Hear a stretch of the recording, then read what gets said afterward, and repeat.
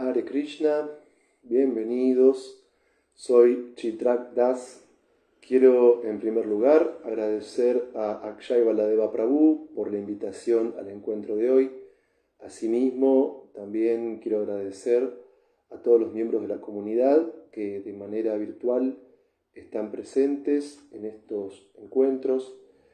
Para mí esto es una oportunidad muy importante de estar en contacto con todos ustedes, porque mis primeros pasos en la vida espiritual en conciencia de Krishna, específicamente los di en la ciudad de Punta Alta, allá por los comienzos de la década de 1990.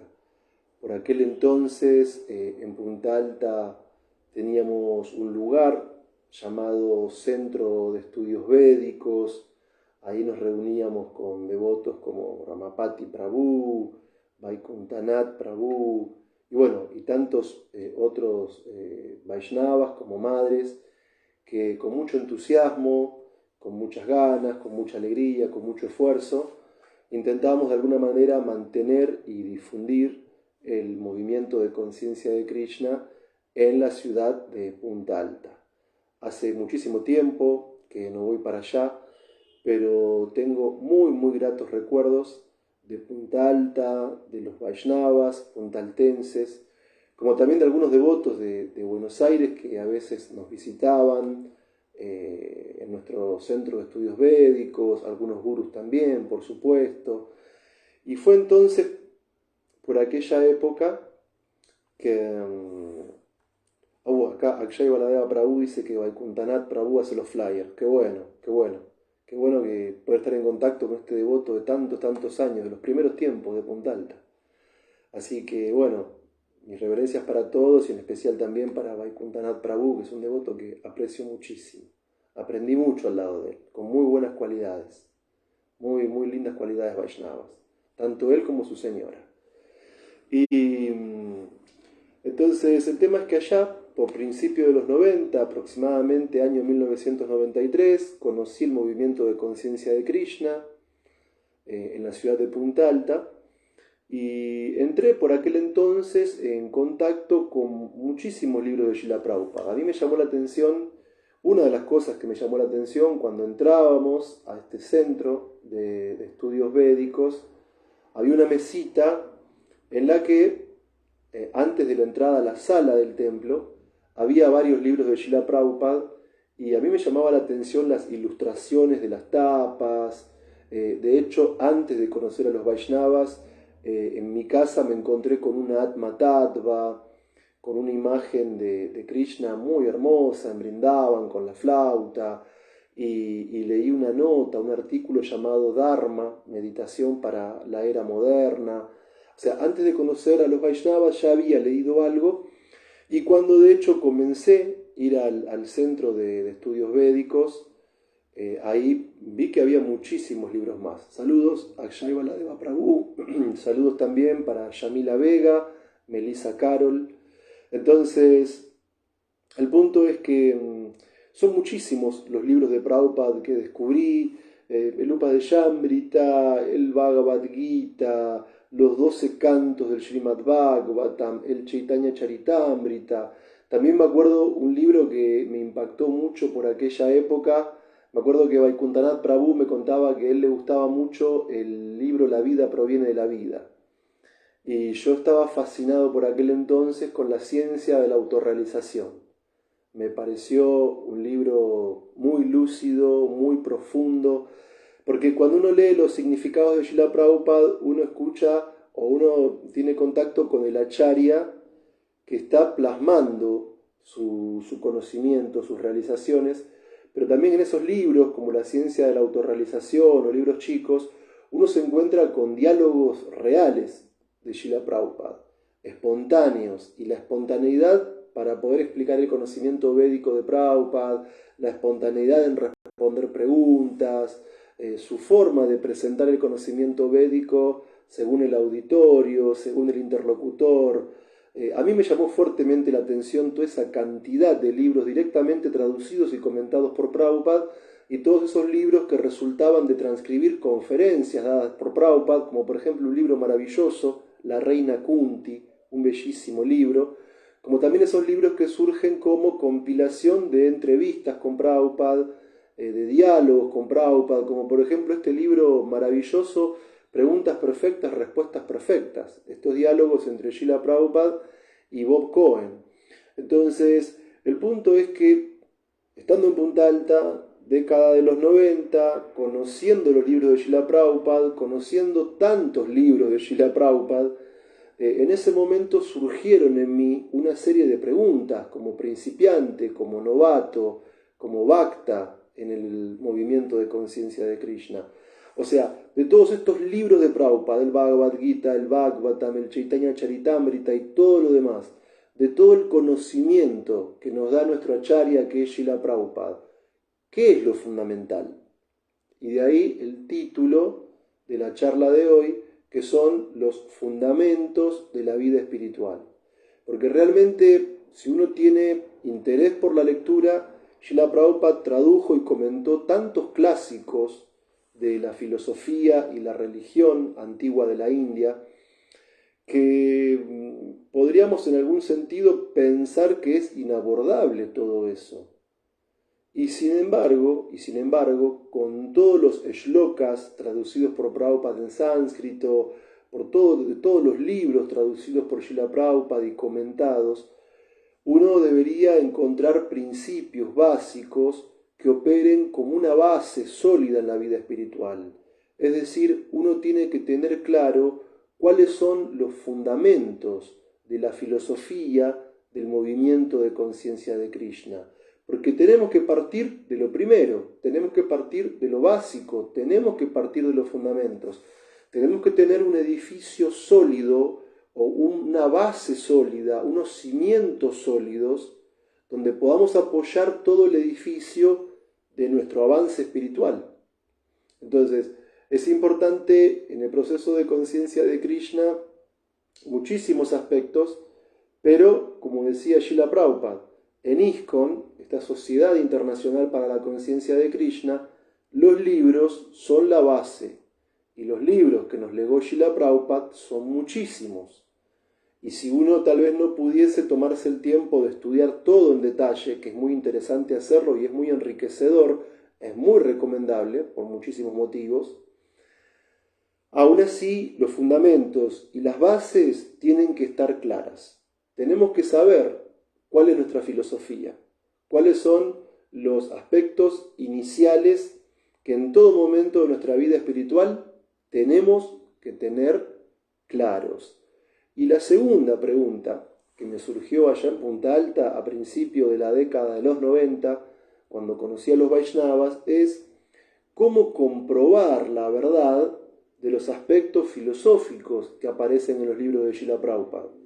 Porque claro, con el paso del tiempo intensifiqué mi relación con los Vaishnavas, con el paso del tiempo seguí haciendo cada vez más servicio, con el paso del tiempo obtuve iniciación de mi maestro espiritual, su santidad Hanumat Prasad Swami Maharaj, y hoy por hoy soy un miembro de ISKCON hace 30 años. Pero el punto es que cuando recién comencé, quería saber de qué se trataba todo esto.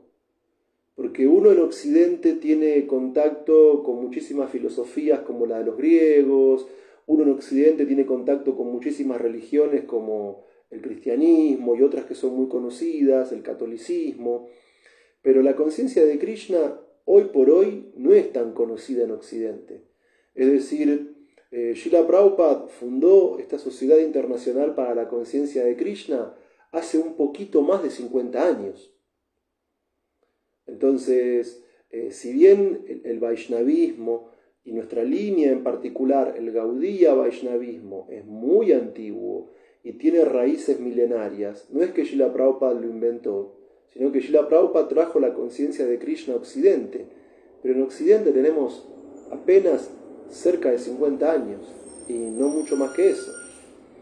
Entonces, el punto es que conociendo a veces por nuestra educación en la escuela secundaria o a nivel universitario otras filosofías sobre todo las occidentales, o conociendo por nuestra familia y por nuestra tradición otras religiones, como la católica o algunas otras más, que son muy comunes en Occidente, tenemos que encontrar bases sólidas para ISKCON, tenemos que encontrar bases sólidas para nuestra vida espiritual y tenemos que entender cuáles son los fundamentos de las enseñanzas de Srila Prabhupada y también cómo saber que esos fundamentos filosóficos son verdaderos. Es decir, cómo podemos comprobar que lo que Srila Prabhupada afirma en sus libros es real, es correcto y es un hecho comprobable por cada uno de nosotros. Entonces, el ser humano, saludos para Daniel Castellanos, el ser humano tiene muchísimas necesidades. Es muy obvio que todos precisamos comer, precisamos dormir, precisamos trabajar, precisamos recrearnos, tener amigos, formar parte de una sociedad. Son muchísimas las necesidades que tiene el ser humano, y entre una de esas necesidades hay un aspecto muy importante, que es que el ser humano necesita sí o sí conocimiento, porque para todo lo que hacemos tenemos la necesidad de hacerlo bien, de manera funcional, de manera correcta. El ser humano lleva a cabo día a día diferentes actividades para satisfacer distintas necesidades y casi todas esas actividades involucran un cierto nivel de conocimiento, hasta para lo más básico como alimentarnos. Ayer me había escrito un Vaishnava por WhatsApp que recién comenzaba sus primeros pasos en la conciencia de Krishna, y él me decía que le costaba mucho el tema del vegetarianismo porque no sabía cocinar. Entonces, hasta para hacer alimento lacto-vegetariano o alimento vegano para ofrecer a Krishna, uno tiene que tener un conocimiento básico de ciertas recetas, de ciertas preparaciones. O sea que el conocimiento es indispensable hasta para saber comer correctamente. ¿Qué decir de todo lo demás? Y observen ustedes que nuestro sistema educativo tiene tantos y tantos niveles, desde el nivel inicial, el primario, el secundario, el superior, terciario, universitario, profesorados, licenciaturas, maestrías, doctorados. El conocimiento es algo fundamental para el ser humano. El punto es que, por ejemplo, un conocimiento que hoy por hoy es muy importante, el conocimiento científico, que nos permite de alguna manera contar con instrumentos para poder de alguna manera operar con el mundo en que vivimos, es un conocimiento que constantemente está cambiando. Si uno, por ejemplo, lee un libro súper básico de epistemología, como por ejemplo Metodología de las Ciencias Sociales, de la filósofa argentina Esther Díaz, ella dice en uno de los primeros capítulos que una característica del conocimiento científico es que es provisorio. ¿Qué quiere decir esto? Que los científicos hoy dicen una cosa y dentro de un tiempo lo cambian y dicen otra. Entonces, el conocimiento científico no es 100% confiable, porque el conocimiento científico es cambiante, es relativo, es temporal. Uno podría decir, bueno, siempre los grandes filósofos de Occidente han buscado la verdad, pero por ejemplo, un filósofo afirma una cosa y el otro filósofo que viene después la niega y propone otra. Entonces, el conocimiento filosófico tampoco es, podríamos decir, constantemente aceptado por todos como correcto o como verdadero. Porque en sí, sea uno un científico, un filósofo, un artista, un intelectual, un periodista o cualquier persona que transmita algún tipo de información o algún tipo de conocimiento, es una persona que en definitiva tiene 4 cualidades que no le permiten producir conocimiento perfecto. Número 1, que en el caso del científico, el filósofo, el político, el economista o quien sea, tiene sentidos imperfectos. Número 2, estamos en ilusión, porque aceptamos ser lo que no somos. Número 3, tenemos la tendencia a engañar. Y número 4, tenemos la tendencia a cometer errores. Entonces, el ser humano tiene la necesidad del conocimiento. Para todo, hasta para alimentarse hace falta conocimiento. Pero el conocimiento científico, el conocimiento filosófico, el conocimiento de las ideologías políticas, es todo un conocimiento que tiene un valor relativo. ¿Por qué? Porque es cambiante, porque no hay verdades absolutas, porque no hay conclusiones en las que todos estén de acuerdo en todos los momentos de la historia. Por eso mismo, por tener sentidos imperfectos, estar en ilusión, la tendencia a engañar y también por la tendencia a cometer errores. Sin embargo, eso no nos frustra. Sin embargo, eso no implica que es imposible satisfacer nuestra necesidad de un conocimiento real, cierto y verdadero. Porque tenemos, desde hace miles y miles de años, el conocimiento védico.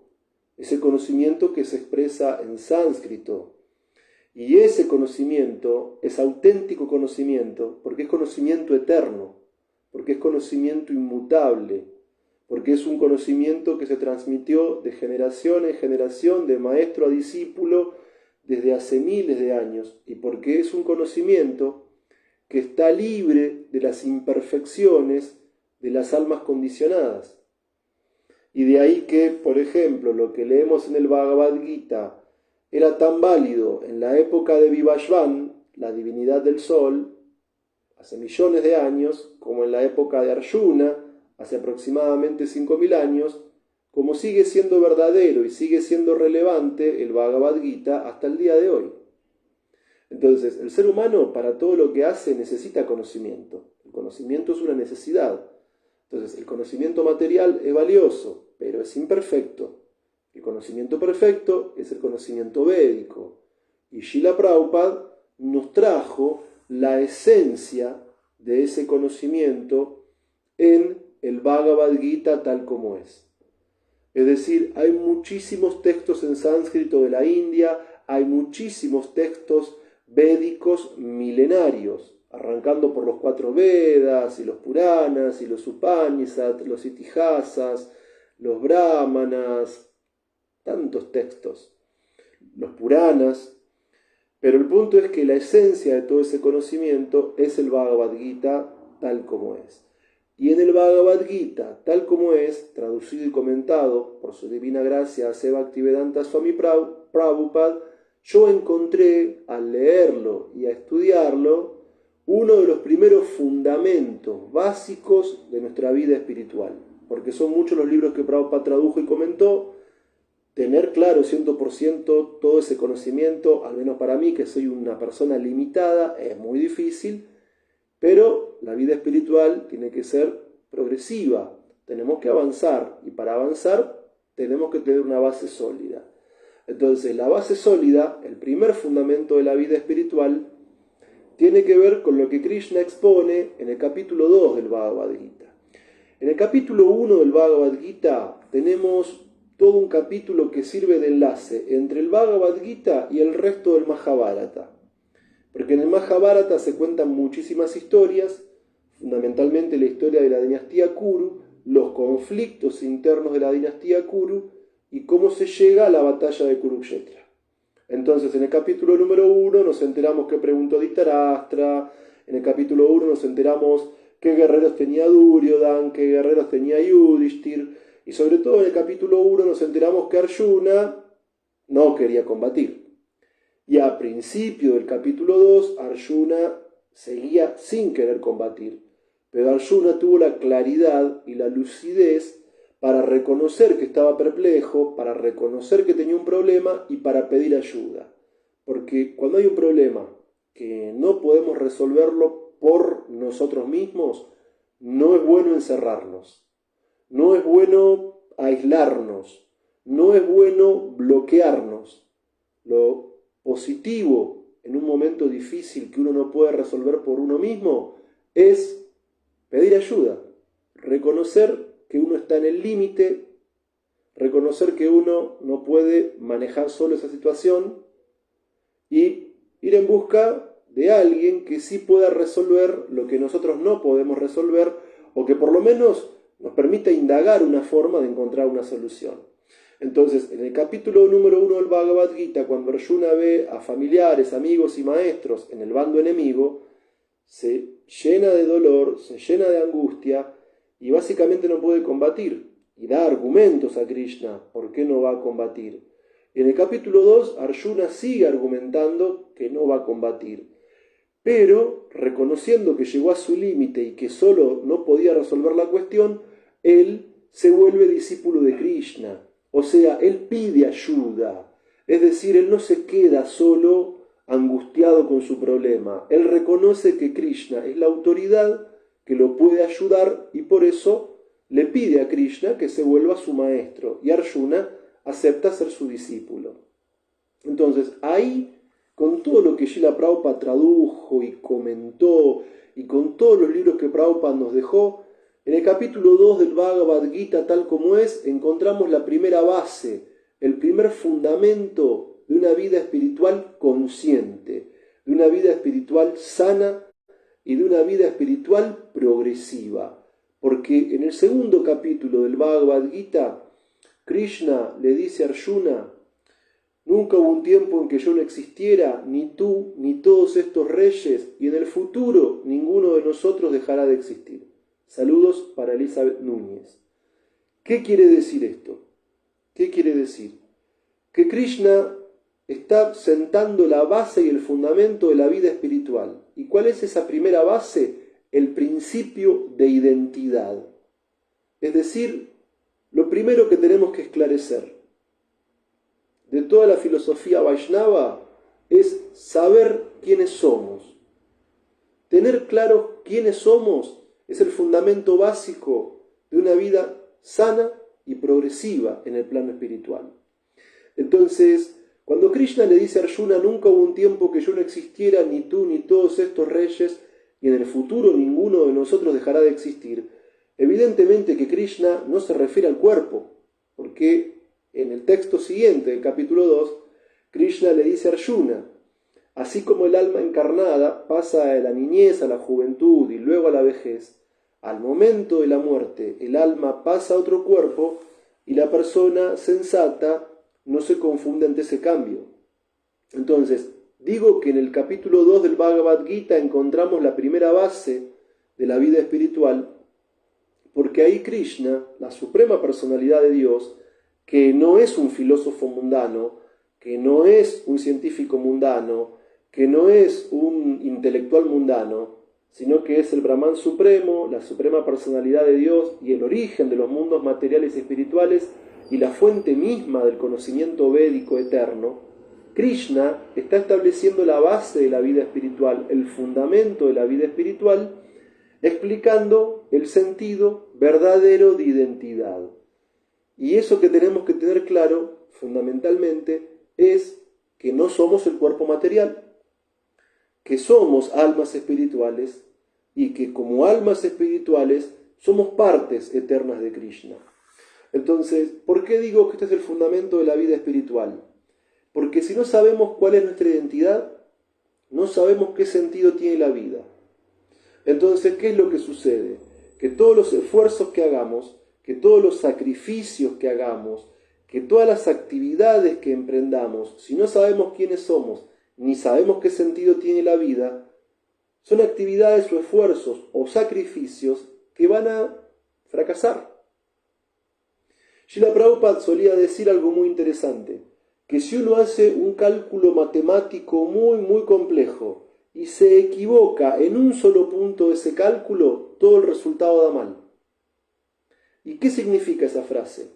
Muchísimas cosas, pero uno de los significados es que uno puede tener muchísimas actividades y trabajo y estudio y familia y proyecto y viajes, cosas que son muy importantes en la vida, pero si uno en la base de todos esos proyectos no sabe quién es, no va a alcanzar el resultado que está buscando. Y observen que la primera instrucción espiritual que Krishna le da a Arjuna es que no somos el cuerpo, es que somos almas espirituales. Porque si entiendo que soy un alma espiritual, entonces mis proyectos, mis metas, mis deseos y mi sentido para la vida va a tener una misión elevada, va a tener un objetivo noble, un objetivo que es la autorrealización, el perfeccionamiento espiritual. Pero para eso tenemos que tener un fundamento claro de la filosofía Vaishnava, que es saber quiénes somos. Y este punto es fundamental, porque si sé quién soy, automáticamente sé qué sentido tiene la vida. ¿Por qué? Porque entiendo que al no ser el cuerpo y al ser alma espiritual, al ser parte eterna de Krishna, si revivo mi relación eterna con Krishna, entonces me sumerjo en un océano de bienaventuranza espiritual. Entonces es muy importante tener deseos, pensamientos, metas, proyectos, actividades, pero todo eso como fundamento tiene que partir de la base de quién soy en sentido espiritual, y todo eso tiene que tener conexión con lo divino. Porque si la conexión con Krishna no está en mis pensamientos, en mis deseos, en mis metas, en mis proyectos, eso que estoy buscando, que es la felicidad, no se va a manifestar. ¿Por qué? Porque estoy negando mi identidad, porque no estoy sabiendo quién soy y no me estoy dando cuenta todo el maravilloso potencial que tiene la vida humana. Porque la vida humana es exclusiva, es única dentro de este planeta. Piensen ustedes que matemáticamente hablando, la especie humana es minoritaria. Somos muy pocos los seres humanos comparados con los animales que hay en el mundo. Somos muy pocos los seres humanos comparados con las plantas que hay en el mundo. Somos muy pocos los seres humanos comparados con los insectos que hay en el mundo. Somos muy pocos los seres humanos comparados con los microorganismos que hay en el mundo. Y en esta vida humana tenemos la posibilidad de descubrir quiénes somos. Y ese es el primer fundamento o base de la vida espiritual. Bien, el segundo fundamento importante, la segunda base importante de una vida espiritual sana, de una vida espiritual consciente, de una vida espiritual progresiva y de una vida espiritual feliz, es saber cuál es la causa de todo, de dónde proviene toda la realidad. Entonces, en el capítulo 10, texto 8 del Bhagavad Gita, Krishna dice: yo soy la fuente de los mundos materiales y espirituales. Todo ha emanado de mí, y los sabios que saben esto perfectamente me adoran con todo su corazón. Entonces, es importante en la vida espiritual saber quién soy y cuál es el origen de todo.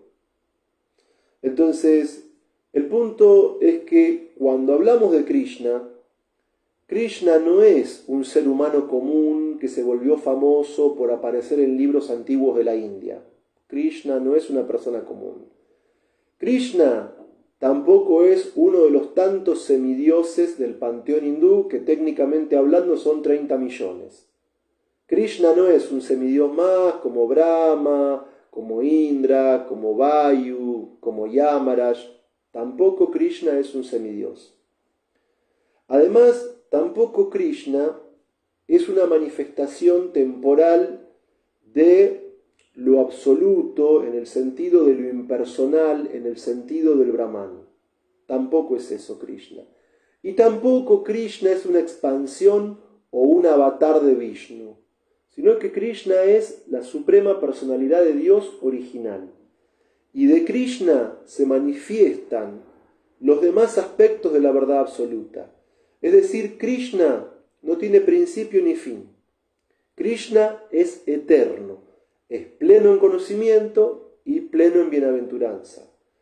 De Krishna se manifiesta el Brahman impersonal, que es la energía o el brillo que emana de su cuerpo. Y de Krishna también se manifiesta, o de expansiones de Krishna, también se manifiesta el Paramatma, la superalma, que está localizada en el interior de los cuerpos de todas las almas condicionadas. Entonces, una vida espiritual sana, una vida espiritual progresiva, requiere que sepamos quiénes somos y quién es Krishna. Y Krishna, como dice el Srimad Bhagavatam, Krishnastu Bhagavan Swayam.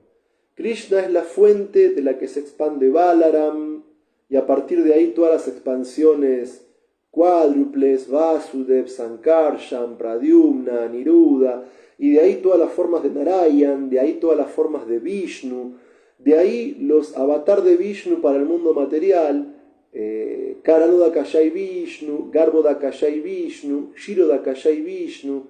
Krishna no es un nombre común, Krishna no es un semidios, Krishna no es una manifestación del Brahman impersonal, Krishna es la fuente del Brahman impersonal, Krishna es la fuente de Paramatma y Krishna es la fuente de todas las expansiones que rigen en los diferentes planetas Vaikunta y que también aparecen como avatares en los múltiples mundos materiales. Y Krishna es tu Bhagavan Swayam, porque Krishna es la fuente de todas las formas de la divinidad. Él es el origen, Govindam Adi Purusham. Krishna es la forma original de la divinidad suprema. Entonces, si queremos sentar las bases de la vida espiritual, tenemos que entender quiénes somos, número 1. Número 2, tenemos que entender quién es Krishna. Y número 3, y fundamental, porque todo esto no puede caer en teoría, o en un plano intelectual, o en un puro plano de información teórica, sino que, número 3, saludos para Gus Sankirtan. Qué alegría verte, Prabhu, Hare Krishna. Entonces, número 1, saber que no somos el cuerpo material, sino alma espiritual. Número 2, saber que Krishna es la suprema personalidad de Dios original. Y número 3, comprender que en esta vida humana, que es tan poco común, que es tan infrecuente, que es tan difícil de alcanzar, tenemos que usar nuestro cuerpo, nuestra energía, nuestros recursos, nuestros deseos, pensamientos, proyectos y actividades para poder revivir nuestra relación eterna con Krishna. Es decir, entender la filosofía en cuanto a que el alma es espiritual no alcanza. El alma espiritual requiere de una actividad espiritual. El alma espiritual requiere de una atmósfera espiritual. El alma espiritual requiere de un amor espiritual. Y todo eso se logra cuando, como almas espirituales, comprendemos que Krishna es el origen de todo y que en esta vida humana necesitamos el conocimiento y la devoción para revivir esa relación eterna con Krishna, que en el plano material se encuentra olvidada, porque pensamos que somos el cuerpo, porque pensamos que la vida es para, no sé, algún propósito material, y nos vamos enredando y olvidando y quedamos atados por las consecuencias de nuestras acciones y de nuestro karma, y materialmente buscamos una felicidad que en el plano material no se manifiesta. Entonces, esta filosofía no puede caer en lo teórico, tiene que ir hacia lo práctico. Es decir, si entiendo que soy alma espiritual, si entiendo que Krishna es el origen de todo, entonces tengo que revivir mi relación eterna con Krishna. Porque para eso tengo una forma humana de vida, para eso tengo esa inteligencia superior, para eso tengo tanto tiempo o recursos o posibilidades de revivir mi relación con Krishna. Ahora bien, para revivir la relación con Krishna, tenemos que tomar en cuenta algo muy importante, que son los principios regulativos dentro de la práctica del Bhakti Yoga, lo cual es un aspecto muy importante de nuestra filosofía Vaishnava. Entonces, para aquel que quiere avanzar en la vida espiritual, es muy importante no comer carne, no comer huevo, no comer pescado, evitar la intoxicación del alcohol, de las drogas, evitar todas las ansiedades que vienen de las apuestas, de los juegos de azar, obviamente también del sexo ilícito. Es muy importante en nuestra vida espiritual ser inteligentes. Es muy importante en nuestra vida espiritual ser selectivos. Es muy importante en la vida espiritual evitar los obstáculos que me impiden desarrollar plenamente mi relación amorosa con Krishna. Y por eso la importancia de los principios regulativos. Porque los principios regulativos nos vuelven libres de ciertas actividades que no son buenas, que no son sanas, ni material ni espiritualmente. Los principios regulativos no son únicamente prohibiciones. Los principios regulativos son la posibilidad de ser libres de las ataduras que nos mantienen cautivos en un mundo de ilusión. Los principios regulativos están ahí para hacernos libres de todo aquello que frena el avance espiritual. Pero también hay principios regulativos positivos. ¿Por qué? Porque es muy importante la práctica del Bhakti Yoga. Si quiero revivir mi relación con Krishna, no alcanza con saber que no soy el cuerpo y que soy alma. No alcanza con saber teóricamente que Krishna es la fuente de los mundos espirituales. Es necesario prestar servicio. Es necesario vincularnos con Krishna, con el Guru y con los Vaishnavas. Obviamente con las Shastras. Es muy importante para revivir nuestra relación con Krishna utilizar el cuerpo, la mente y las palabras en servicio devocional. Es decir, el servicio devocional, el Bhakti Yoga, está compuesto por diferentes procesos positivos de avance espiritual. Como por ejemplo, el hecho de oír acerca de Krishna. Es decir, para practicar ese oír tenemos estos encuentros, estas clases virtuales que son tan interesantes. Para poder practicar el oír, tenemos también la posibilidad de leer los libros de Srila Prabhupada. Yo les comentaba al comienzo de la clase de hoy, allá por el año 1993 en Punta Alta, me encontré con que Srila Prabhupada había traducido y comentado muchísimos libros. Y eso nos da la posibilidad de oír. Y obviamente también, quiero hacer referencia, es importante la distribución de los libros de Srila Prabhupada, para que otros también tengan la posibilidad de leer las enseñanzas del Acharya, y así poder aprender las bases de nuestra filosofía. Ahí Gustavo Prabhu tiene muchísima experiencia en la distribución de libros. Es uno de los mejores sankirtaneros de la República Argentina. Entonces, ese punto es importantísimo. A todos nosotros nos ha llegado algún libro, directa o indirectamente, nos hemos encontrado con los libros de Srila Prabhupada, y ahí podemos comprender las enseñanzas del Acharya.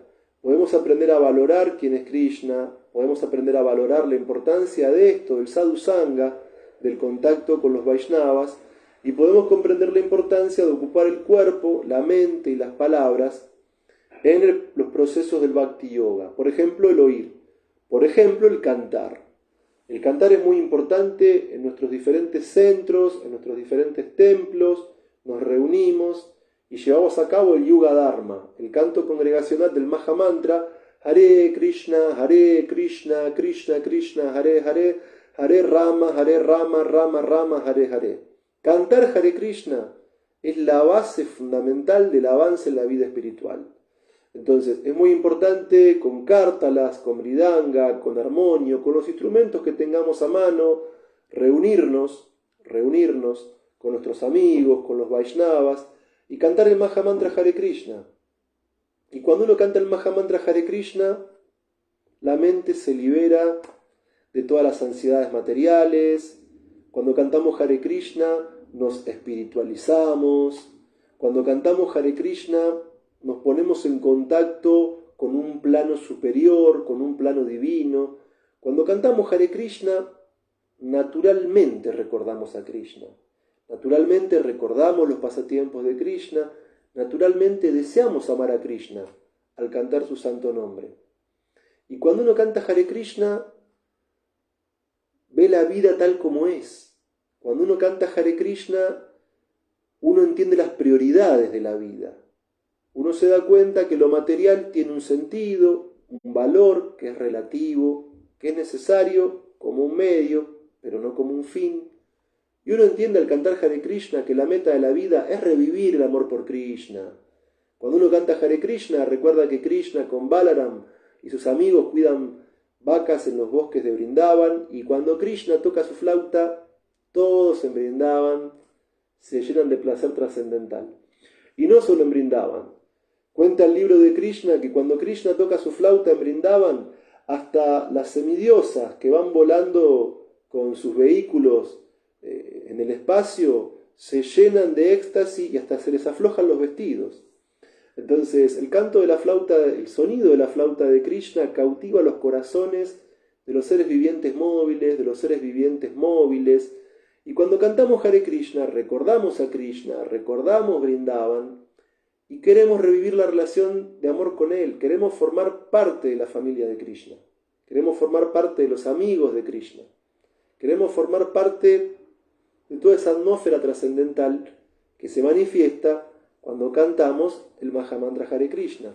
Y ahí uno puede comprender que esa vibración es espiritual, que esa vibración es trascendental, que está más allá de la mente, que está más allá de los sentidos, que está más allá incluso de la inteligencia material, porque el canto de Hare Krishna nos llega al alma.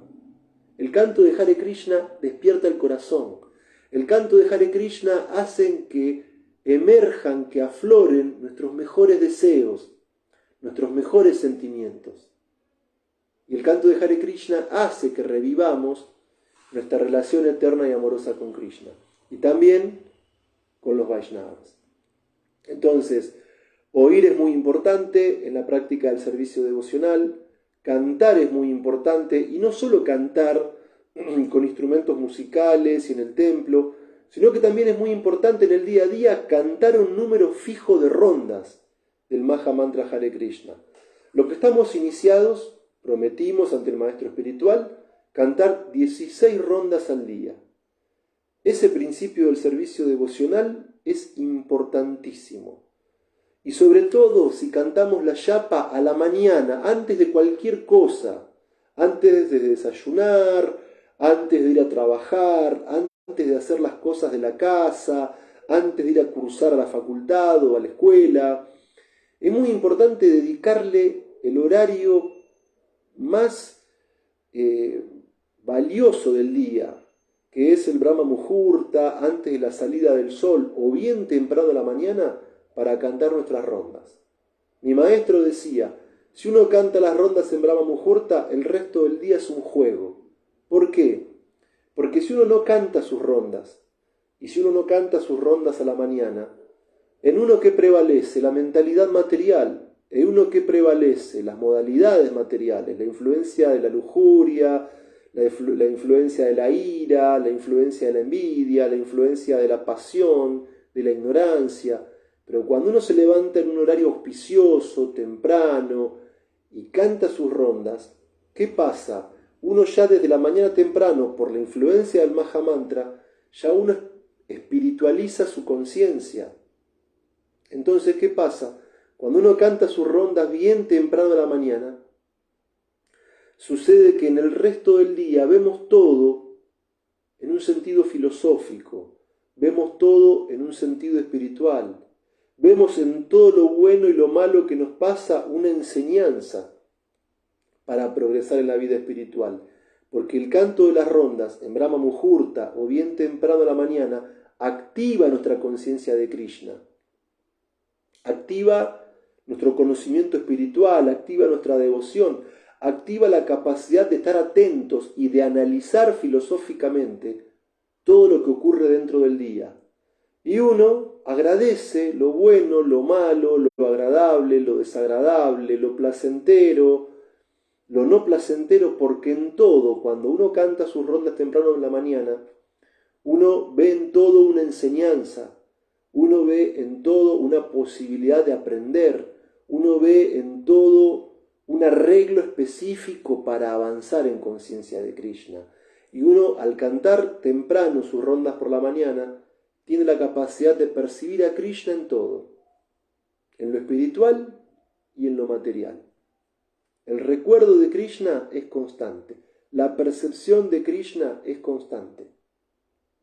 Y de ahí la importancia de este principio tan valioso, que es oír el Bhagavad Gita, el Srimad Bhagavatam, cantar en Harinam, en Sankirtan, en el templo, con amigos, pero también la importancia de tener la determinación, la inteligencia y la disciplina para cantar 16 rondas todos los días, si uno es un devoto o una devota iniciada o iniciado, o si uno recién comienza en conciencia de Krishna, puede asumir un voto de cantar una cantidad de rondas fija y no bajar de ahí.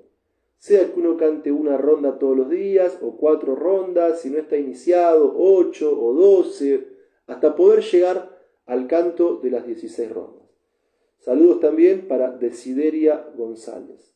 Ya hacia el final de la clase voy a estar respondiendo esta pregunta.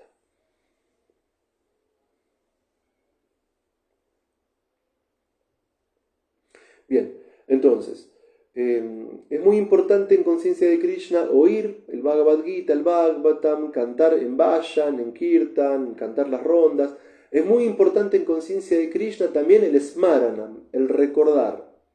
Porque si uno por la mañana canta sus rondas y si uno por la mañana, por ejemplo, escucha una clase de Bhagavatam, hoy por hoy en las redes sociales, los Vaishnavas llenaron todas las redes sociales de clases. En Facebook, en YouTube, en Instagram, por todos lados uno puede escuchar clases hoy en día. Así que no es un obstáculo vivir lejos de un templo, o vivir en la casa, o incluso estar alejado físicamente de los Vaishnavas, por motivos de lo que sea, de salud o de trabajo, porque en línea hoy tenemos clases en todos lados.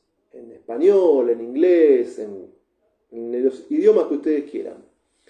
Entonces, el tema es que también es importante por la mañana dar un espacio para la lectura de los libros de Srila Prabhupada o para escuchar clases también.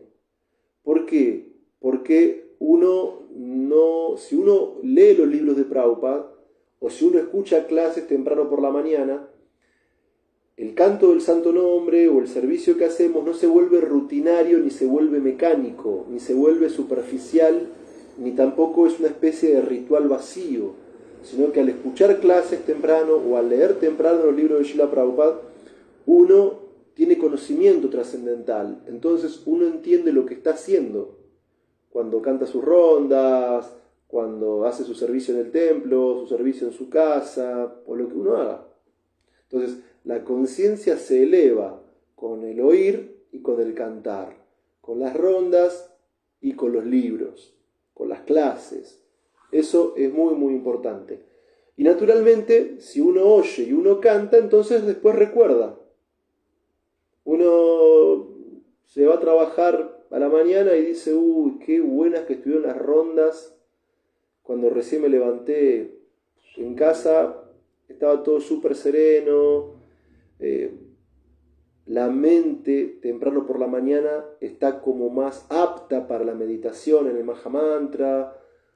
Qué bueno pronunciar Hare, Krishna, Rama, qué bueno haber podido sentir que Krishna no es diferente de su santo nombre, que yo escucho el nombre de Krishna y eso me hace pensar en la forma de Krishna, y cuando pienso en la forma de Krishna recuerdo los pasatiempos de Krishna en Vrindavan, y cuando recuerdo esos pasatiempos naturalmente recuerdo qué cualidades supremamente atractivas tiene Krishna, que cautivan los corazones de los gopas, de las gopis, de las vacas, de los terneros, de los pavos reales, de las montañas, de las nubes, de los ríos en Vrindavan. Porque en Vrindavan cada paso es una danza y cada palabra es una canción, porque todos están llenos de amor por Krishna. Entonces, ese punto es muy importante. Si uno canta las rondas temprano, si uno lee temprano o escucha una clase, entonces durante el día recuerda qué buena que estuvo la yapa, uy, qué interesante este punto filosófico de la clase, a ver, voy a buscar en el libro de Prabhupada donde decía eso para profundizarlo, entenderlo mejor. Si no lo entiendo bien, le pregunto a algún amigo, le mando un mail a mi guru o algo así para poder tener una visión más clara. Entonces, el punto es que, como les decía al comienzo del encuentro de hoy, Srila Prabhupada tradujo y comentó muchísimos libros. Cuando yo conocía ya por los 90 en Punta Alta toda esta filosofía, me dije a mí mismo, esto es demasiado, es muchísimo, ¿cuál es la base? ¿Cuáles son los fundamentos? Me di cuenta que el conocimiento es muy importante para el ser humano. Con el tiempo descubrí que el conocimiento científico va cambiando. Con el tiempo comprendí que la filosofía occidental no es aceptado por todos, también va cambiando. Y con el tiempo descubrí que el conocimiento védico no cambia, que el conocimiento védico es eterno. Que fue tan relevante el conocimiento védico y tan verdadero en el pasado como lo es en el presente y como lo va a seguir siendo en el futuro. Y que de todo el vasto conocimiento védico que Srila Prabhupada nos dio, Yo quería saber cuáles eran sus bases, sus fundamentos para mi vida espiritual. Y esas bases son entender que somos almas espirituales y no cuerpos materiales, entender que Krishna no es una persona común, sino la suprema personalidad de Dios, y entender que esta vida humana es una posibilidad maravillosa para revivir nuestra relación eterna con Krishna. Entonces, para revivir esa relación tenemos que evitar lo contaminante, lo que nos hace daño, o evitar los obstáculos en la vida espiritual, siguiendo principios regulativos, y tenemos que, para revivir nuestra relación con Krishna, oír las yastras, cantar el Maha Mantra, recordar los pasatiempos de Krishna, ofrecer reverencias, oraciones, prestar servicio, adorar a los pies del loto, hacer amistad con Krishna y entregarnos a la suprema personalidad de Dios. Y va a estar todo bien, el camino se va a abrir, el camino se va a despejar, van a aparecer oportunidades para progresar, para avanzar espiritualmente, para volvernos más conscientes, más profundos, para sentir ese néctar que estamos siempre ansiando. Al principio de la vida espiritual uno necesita un poquito de fe, un poquito de Shraddha, en que las enseñanzas de Srila Prabhupada nos dan la esencia del conocimiento védico, en que el Maha Mantra no es diferente de Krishna. Pero ¿qué es lo que sucede? En cuanto a mi segunda pregunta, ¿cómo comprobar si los fundamentos de la vida espiritual son ciertos? Ahí tenemos un método muy importante. Nosotros no vamos a descubrir la verdad de la filosofía de conciencia de Krishna únicamente con método científico, un método inductivo o hipotético deductivo o un método axiomático o algo así. Tampoco uno va a descubrir la verdad de la conciencia de Krishna por procesos lógicos, de pasar de premisas a conclusiones o algo así, o por procesos hermenéuticos de interpretación de texto o filología o algo así. O sea, los fundamentos de la vida espiritual es que somos almas espirituales, que Krishna es la divinidad suprema y que hay que revivir nuestra relación amorosa con Él. ¿Y cómo podemos comprender que eso es verdadero? Mediante la práctica del sadhana bhakti. La vida espiritual no es algo aleatorio o algo que practicamos de vez en cuando. La práctica espiritual tiene que ser constante, tiene que ser determinada, tiene que ser con conocimiento, tiene que ser con devoción. Entonces, si oímos el Srimad Bhagavatam, el Bhagavad Gita, las clases de los Vaishnavas, del Guru, si cantamos en los Vayans, en el Kirtan, si cantamos nuestras rondas, si recordamos los pasatiempos de Krishna y el resto de los procesos del servicio devocional que podamos llevar a la práctica, esa práctica, como dice el capítulo 9 del Bhagavad Gita, es el rey de toda educación, es el más secreto de todos los secretos, porque brinda una percepción directa del ser.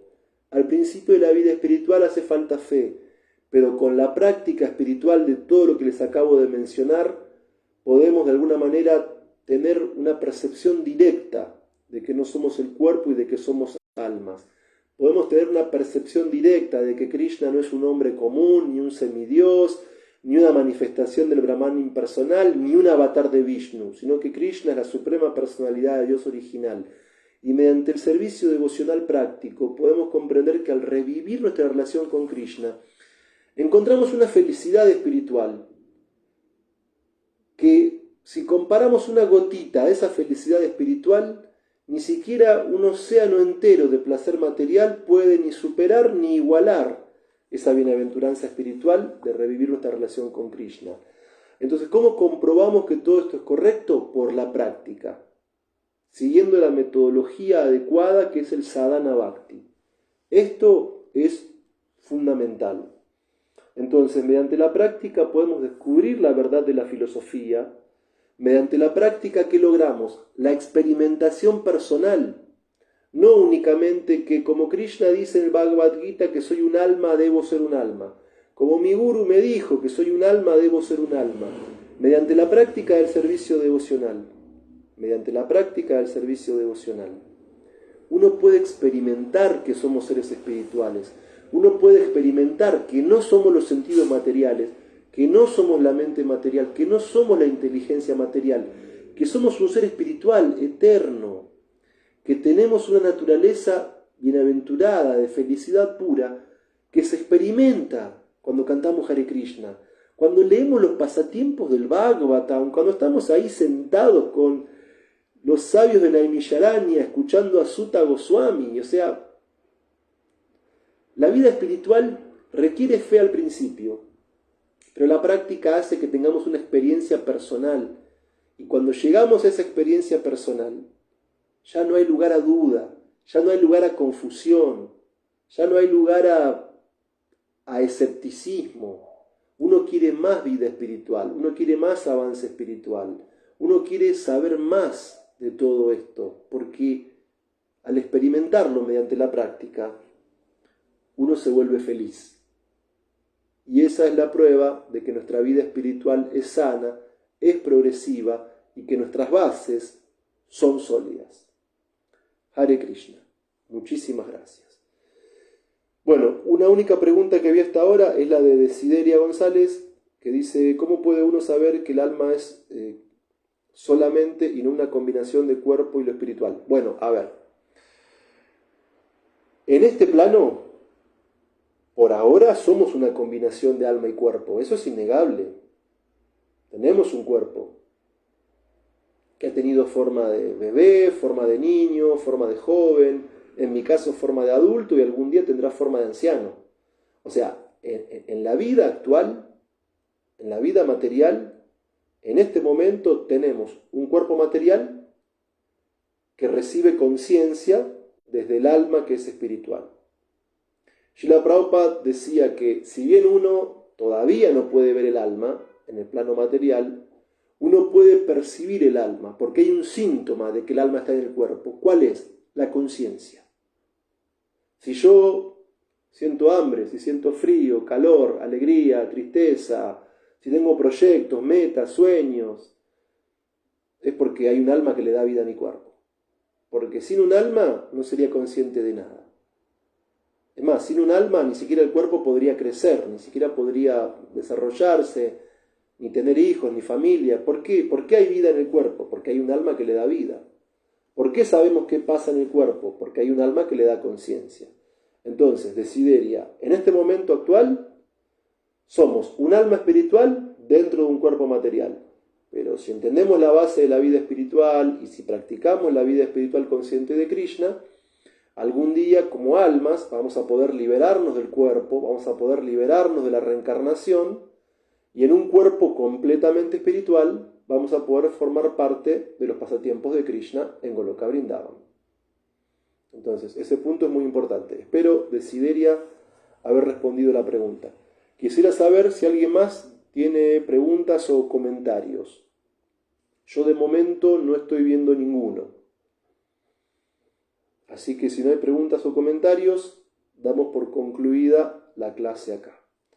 Nuevamente, muchas gracias a Akshay Baladeva Prabhu por la invitación. Muchísimas gracias a todos los participantes del encuentro de hoy. Gracias porque a pesar de mis defectos me dan la posibilidad de hablar de toda esta filosofía. Saludos también para Giri Govardhan. Hare Krishna. Bueno, muchísimas gracias a todos. Todas las glorias a Srila Prabhupada, todas las glorias a los devotos reunidos. Aum Tat Sat.